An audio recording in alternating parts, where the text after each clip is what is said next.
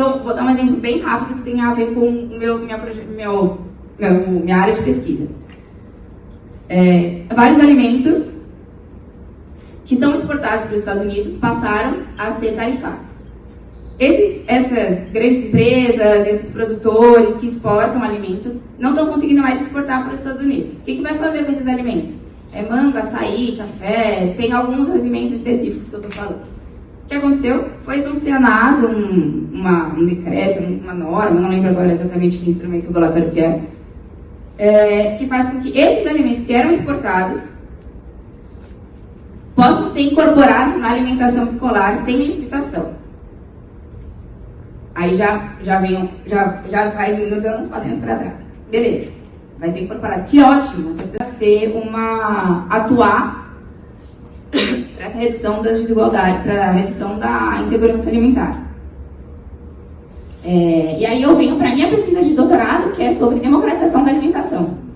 Eu estudo isso no contexto teórico, mas no contexto do município de São Paulo. E então eu penso, quem produz, quem acessa, como acessa, quem legisla sobre o que a gente está comendo, como a participação social influencia no que a gente está comendo ou não. E eu acho que a engenharia ambiental, ela tem um papel de sair desse lugar do tipo, precisamos passar do paradigma de que não conseguimos produzir muitos alimentos ou muitas calorias, que é muito que a agroecologia pensa, né? A gente já tem calorias sendo produzidas no mundo hoje, a gente já tem muito alimento sendo produzido e tal, mas a gente precisa pensar o como, mas a gente precisa vir com uma lente do direito humano. Então, passar de um paradigma que é produtivo para um paradigma de olhar quem tem direito e quem tem acesso, porque direito todo mundo tem, tá na Constituição. Né? E, inclusive, o direito humano à alimentação, ele foi instituído muito depois da Constituição de 1988, ele foi instituído só em 2010, porque educação, habitação, saneamento, isso... Ela é hoje, como que ela pode se estabelecer do jeito que ela é, sendo que, assim, tem várias características do ambiente que são meio, assim, é um solo raso, um solo com alta decomposição, então... os nutrientes não estão disponíveis no solo em si. Como que você consegue ter uma floresta rica num solo que, teoricamente, é pobre? E é exatamente porque tem uma floresta enorme em cima que esse ambiente consegue se manter. E essa floresta se manteve aí porque ela foi manejada durante séculos por populações tradicionais que utilizavam esse ambiente... não desenvolvimento sustentável, sobre sustentabilidade. Mas o que quer dizer isso? Sabe? Porque são conceitos que estão em disputas também. Pô, se eu ouvir falar de desenvolvimento sustentável, aqui, dentro da engenharia, ou algum professor dentro da engenharia, é uma coisa que ele está querendo dizer. Se eu ouvir dentro da visita que vocês vão fazer, sei lá, para a Ambev, é outra perspectiva. Sabe? São outras coisas que estão por detrás do que eles querem dizer com desenvolvimento sustentável. E daí até mesmo a questão ambiental.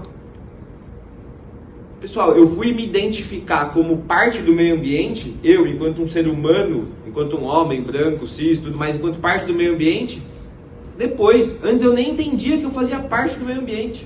Para mim, o meio ambiente era isso, era a comida, eram as árvores, era o rio, era a rocha, mas eu não fazia parte, eu faço parte. O ambiente urbano que a gente estruturou, devido ao nosso processo de civilização, né? Civilização também é outro termo que a gente super questionar, né?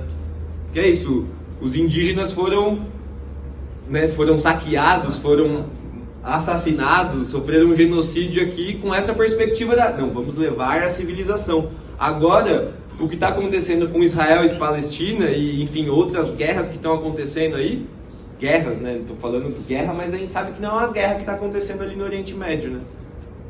É isso, eles levam esse discurso do democracia, do vou levar a civilização. Mas que civilização é essa? Que democracia é essa? Então acho que é legal a gente, na nossa formação, inclusive vocês, assim, sei lá, se algum professor falar sobre sustentabilidade, falar sobre democracia, ou falar sobre qualquer outro conceito que dá pra gente, pô, mas peraí, o que esse professor ou essa professora tá falando sobre isso? Questiona. é isso, às vezes eles vão reagir mal, né? Porque tem muito docente que acha que não pode nem ser questionado, que nem dá abertura para os estudantes sobre isso. Mas eu acho que é o papel de vocês, né, e da gente também, é sempre estar questionando, sabe? É sempre estar tentando mostrar que tem outras perspectivas, né? Não só de sociedade, mas de visões de mundo e tudo mais. E, propriamente como o Bruno falou, desses processos que estão acontecendo ao redor do mundo, que é basicamente imperialismo, né? O Israel em cima da Palestina, com o apoio dos Estados Unidos e tal. Isso aconteceu aqui no nosso país quando os portugueses chegaram aqui. E eu acho que a gente tem eu vou um pouquinho puxar pro lado da ecologia, mas eu amarro tudo. Quando eles chegaram aqui, eles se toparam com uma natureza e uma população enorme. As populações indígenas que ocupavam o nosso país, elas eram inclusive maiores do que a população europeia. E aí eu acho que fica a indagação de como você consegue alimentar tanta gente. Porque hoje em dia a gente fala que, né, como que a gente vai poder alcançar é um tema, né, segurança alimentar e tal, voltado para o sistema que a gente tem hoje. Pensando naquela época, como que eles alimentavam tanta gente? Pensar soluções para a gente conseguir conviver nesse planeta aquecido, falar de sistemas alimentares é essencial, então.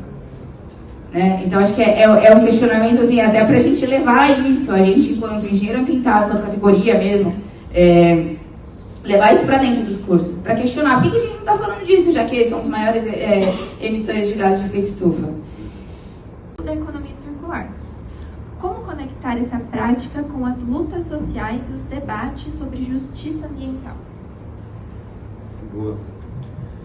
Pessoal, nossa, eu acho isso um desafio muito grande. Mais alto, tá bom. Então, eu acho que assim, é um desafio muito grande pra gente que tá saindo desse ambiente, que a gente tá olhando dessa perspectiva crítica, de uma formação mais técnica, mais descontextualizada. Alô? Tá. É difícil a gente sair desse ambiente que nos apresenta uma perspectiva de ver o mundo para tentar romper com essas dificuldades de agregar elementos que vão nos permitir olhar a partir de uma perspectiva de justiça climática, justiça ambiental, social e etc. Assim. E sempre foi algo que eu acho que assim, sempre me incomodou um pouco. Contribuir com uma mudança na sociedade que eu acredito, sabe? Que é esse olhar do tipo, vamos olhar das coisas de uma maneira mais horizontal, vamos olhar para a gestão de uma empresa sem pensar na perspectiva do lucro como, sabe, o objetivo final da empresa. Porque é isso, tipo, a gente está gerando trabalho e renda, a gente está diminuindo impacto ambiental, a gente está fazendo várias outras coisas que me motivam muito. Tudo bem, o lucro é um negócio que é isso, a gente precisa dele, a gente precisa pagar as contas, a gente precisa receber um salário e tudo mais. Mas o que me motiva? E é isso, eu escolhi um caminho que hoje é tipo, tudo bem, não vou ter o salário que eu gostaria agora, mas aos pouquinhos a gente vai construindo essa outra perspectiva, sabe? E daí, só para finalizar mesmo, eu acho que assim... somos os que queremos nos formar aqui. Eu acho que é um questionamento, não tenho uma resposta para isso, mas assim, para mostrar que a base fundamental da engenharia ambiental, ela é questionada não só aqui no Unesp de Rio Claro, ela é questionada enquanto um curso relativamente novo, né, dentro das universidades.